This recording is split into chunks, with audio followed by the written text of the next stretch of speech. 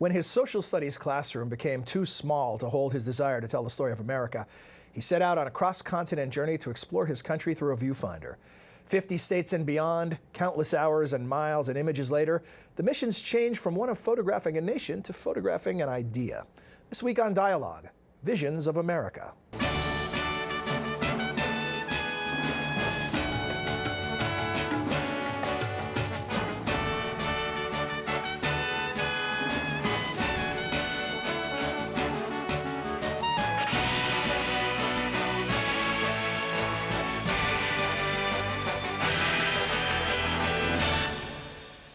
Hello again and welcome to the Woodrow Wilson International Center for Scholars in Washington, D.C. I'm John Milewski.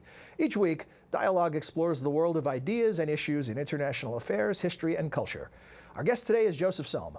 Joe is an American history teacher turned photo historian. His photos have been published more than 50,000 times in places such as National Geographic, Time, and the New York Times and the Washington Post, also on CNN, MSNBC, and ABC, to name just a few.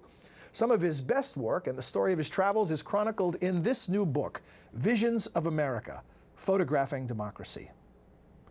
Joe Sohm, welcome to the program and thanks for joining us. Thank you, John. It's my pleasure to be here. You know, Joe, I've known you for some time, and I know that you were interested in photography as a young boy.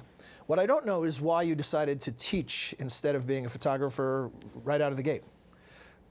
That's a great question.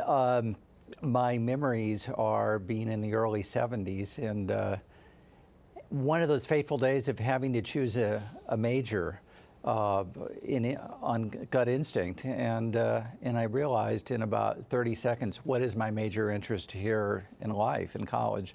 I guess it was my second year or whatever, and I realized I have a passion for the Founding Fathers and in the beginnings of America. So I started taking American history classes and, you know, kind of became addicted to the American story. But then the photo bug never went away. And at what point did you decide it's time to leave the classroom and get a camera? No, the photo bug was latent, and it reemerged.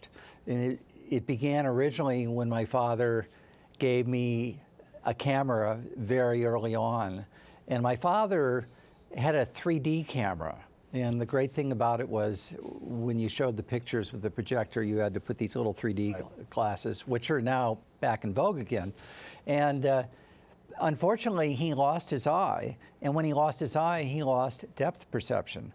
So consequently, he said, here, I don't need this camera anymore. So thus, the first pictures I ever took were three-dimensional. So I kind of became, you know, addicted to photographing America and seeing it wide, three-dimensional, and slightly outside of the box, so to say. How did you, I know that eventually you buy a mobile home and you travel the country and you're camping out everywhere and you're shooting every iconic image you can think of and then some. How did you get to that point? What was the moment where you decided this sounds like a good idea? Because you didn't have a financier at the time. You were doing this all on spec.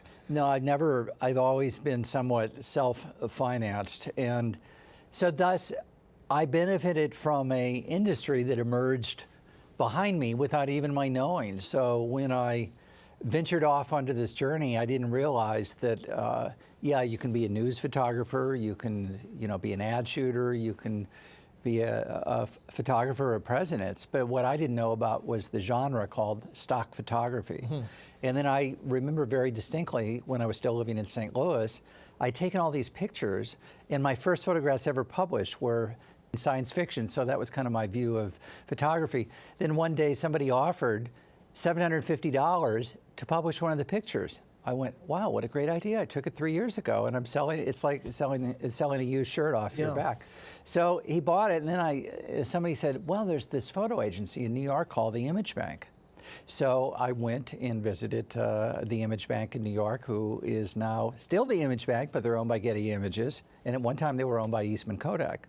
So they became my agent, and then after a while, I thought, wow, having an agent in New York is really cool. Why don't I have one in Chicago? Why don't I have one in Los Angeles? And then actually there is a legendary photographer. He was a Vietnam War shooter living in the DC metropolitan area named Jim Pickrell. And I remember one specific day seeing him in a picture.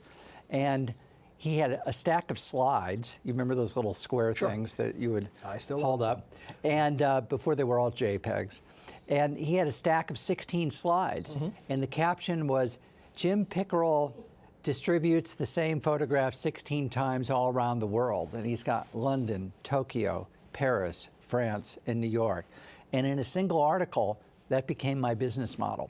So at that point, whenever I had a good shot, I tried to shoot 13 to 16 images identically. Now with people shots, it's more of a challenge because they move.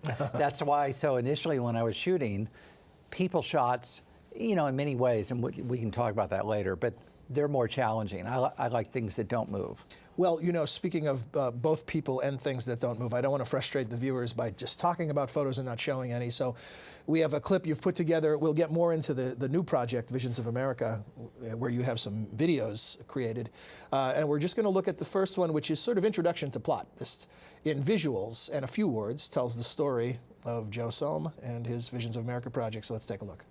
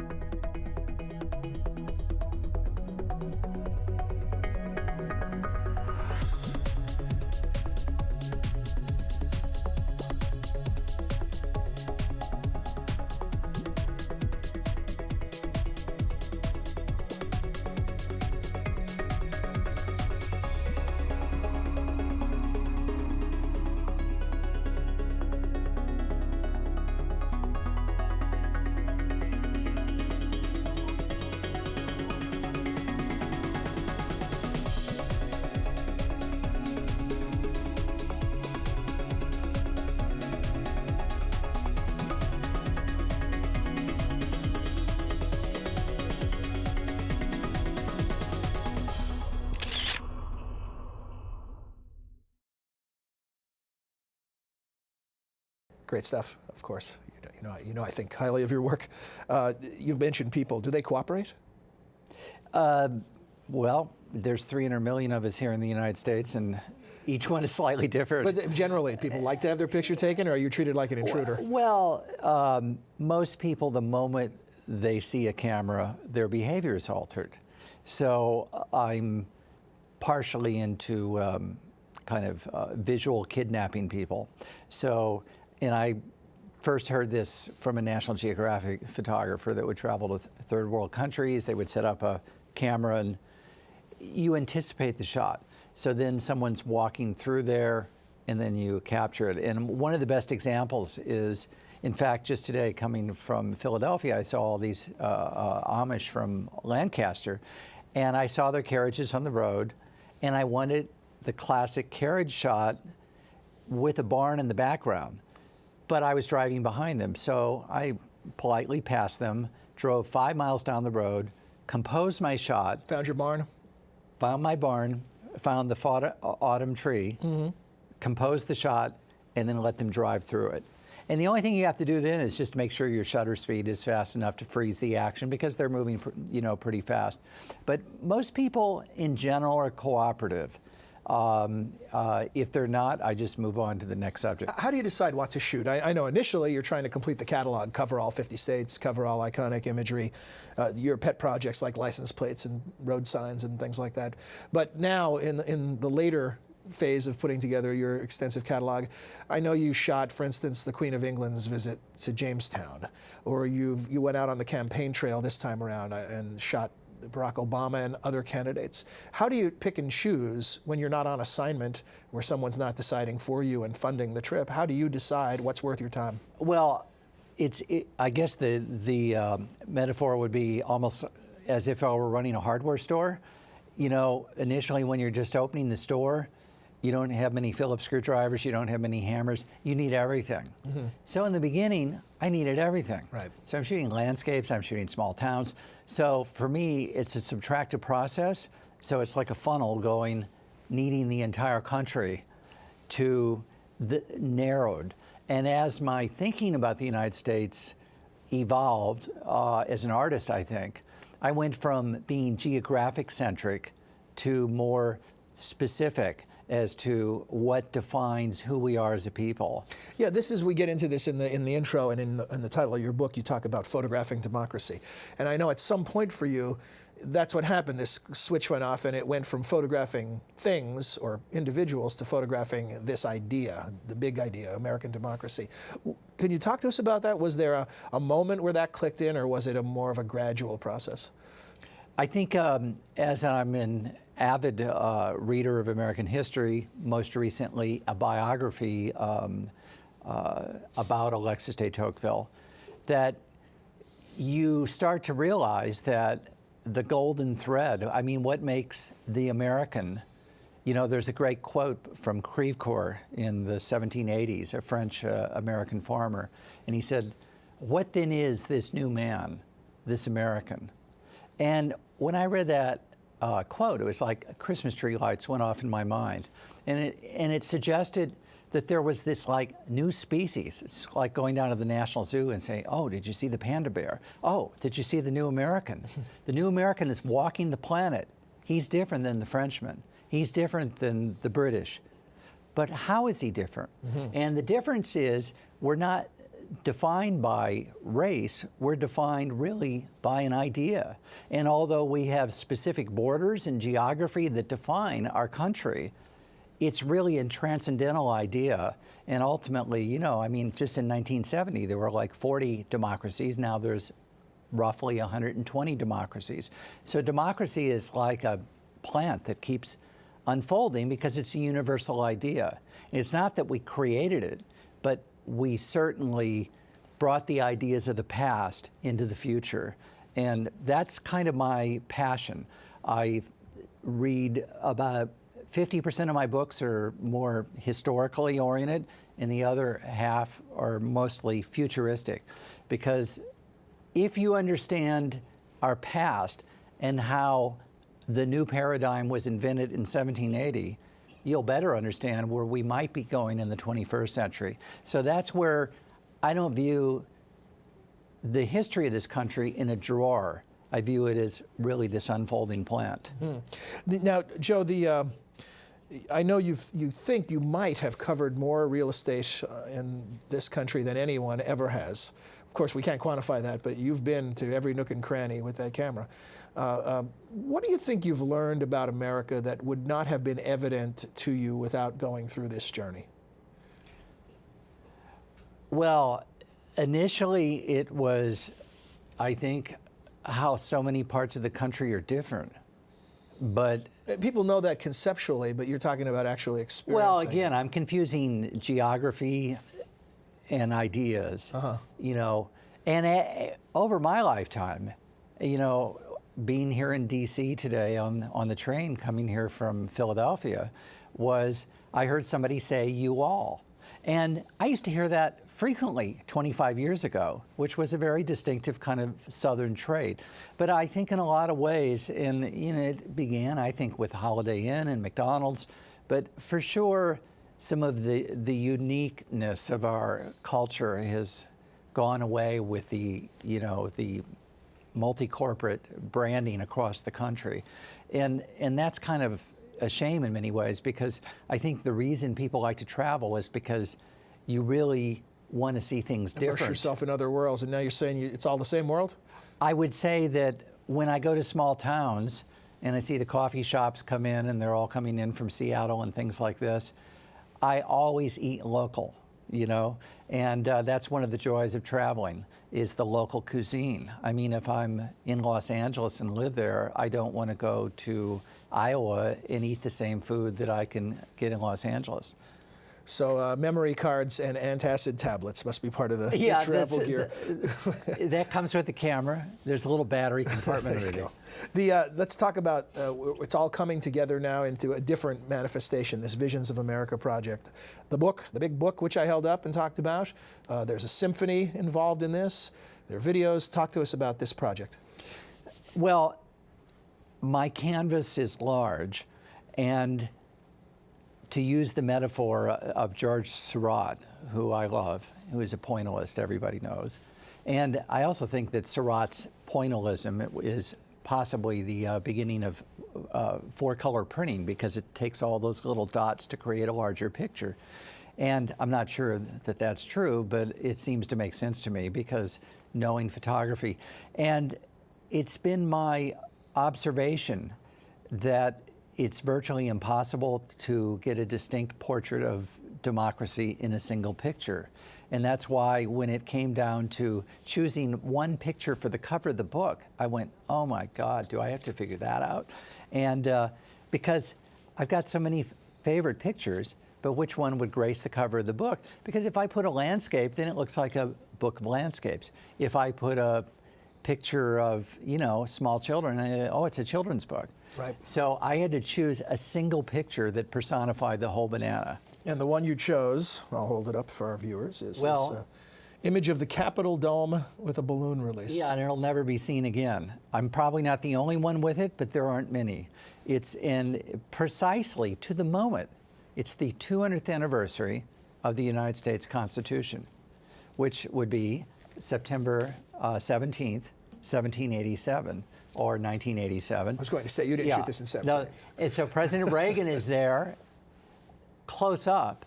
I wanted to get the shot with President Reagan with the Capitol behind him, but unfortunately my press passes were lacking, so it's a classic case as a photographer of taking negatives, and it's a constant process of transforming the negative into a positive.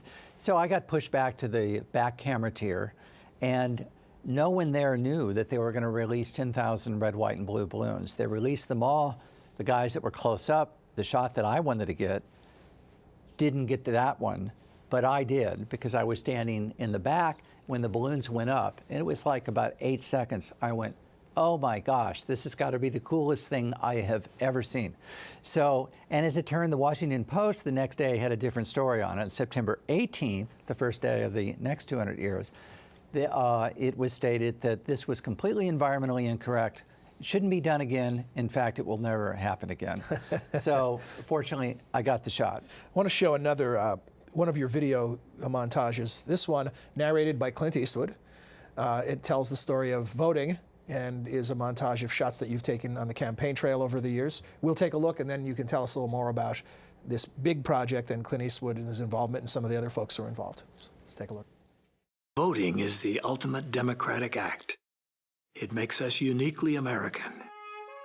Each election day, we, the people, become actors in this great drama of democracy. Whether rich or poor, black, white, or brown, old or young, we demonstrate our freedom when we vote. We enter the voting booth as citizens, but we emerge as a nation. Presidential elections bring all Americans together on the same day. And considering democracy favors no political party, I must photograph both candidates as they stump and debate their way across the 50 states. Then on a cold January day in Washington, in a uniquely American ceremony, we inaugurate our winner. As I take a portrait of our president, history takes a snapshot of America.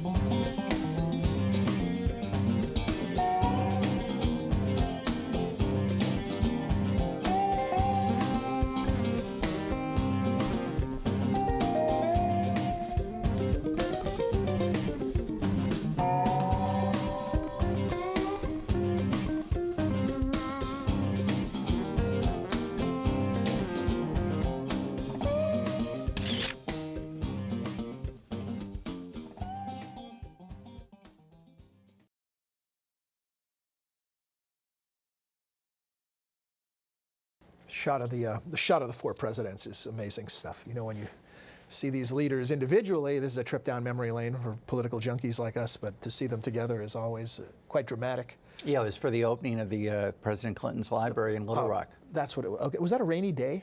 They were It all was in the rainiest day coats? I'd ever seen in the history of the universe. And that's not an understatement. If anybody was there, they would know it. They're all hardy souls. None of them had hats on or umbrellas or anything like that. You know, they didn't prepare for that. Now, tell us about this project. We heard Clint Eastwood is Joe Sohm in this. He's using your voice telling the story. How do you get Clint Eastwood to play you? Well, a couple things. First of all, the reason why Clint Eastwood is narrating, quote, my story is my main goal. It's not about me. It's really about reaching a larger audience, because my belief system is that the American story is a story that has to be regenerated with every generation. And when you're dealing with the iPod cell phone generation, you need new ways to say the story, because they ain't going to get it out of a textbook. And I know, because I'm published in virtually all the textbooks. So what I wanted to do was to uplift and modernize the message. So I wanted to incorporate it with music, with images, and I felt if you want to expand the classroom, no one better would be than Clint Eastwood. That American icon himself. An American icon. So this is a work in progress, and you've got Clint Eastwood as a narrator, Roger Kellaway doing music, and you did a performance in Philadelphia with Peter Nero and the Philadelphia Pops. Where's it all headed? What is the plan? Well, and the way it emanated was Roger Kellaway, a friend of mine and a world-class composer, arranger, performer on piano, has worked with Clint Eastwood on several occasions, and most recently in his new film starring Morgan Freeman, Invictus.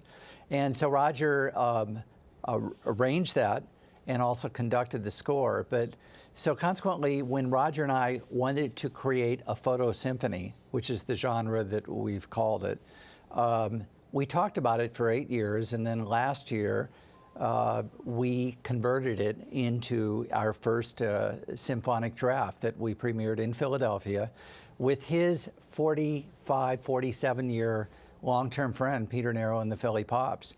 So there we were 5 days after President Obama's inauguration. So it was a symphony concert for the people. And we premiered a 66-piece photo symphony featuring 2 songs, and now 4 songs, by Alan and Marilyn Bergman, who are better known as the songwriters for Barbra Streisand and Academy many others. Awards and Grammys. Yeah, 6 Oscars and multiple Grammys. Well, and Patty Austin, the vocalist. Patty Austin, the 2008 Grammy Award-winning singer and protege of Quincy Jones, has performed all over the world in orchestras. So, and what was the response?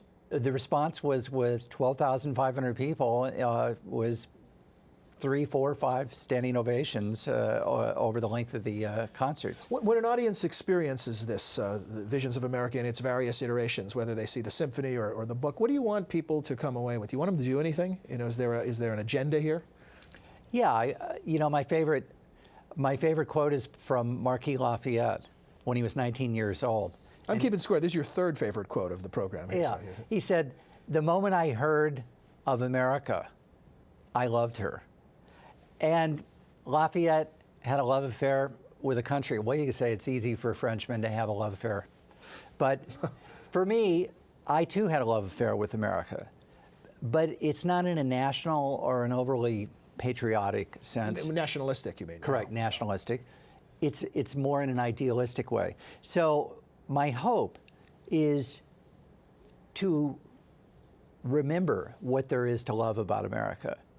I think that's what the message is, because we've admittedly been through some very challenging times in the last decade especially, and we're being pulled from the left and the right, and we're being pulled apart.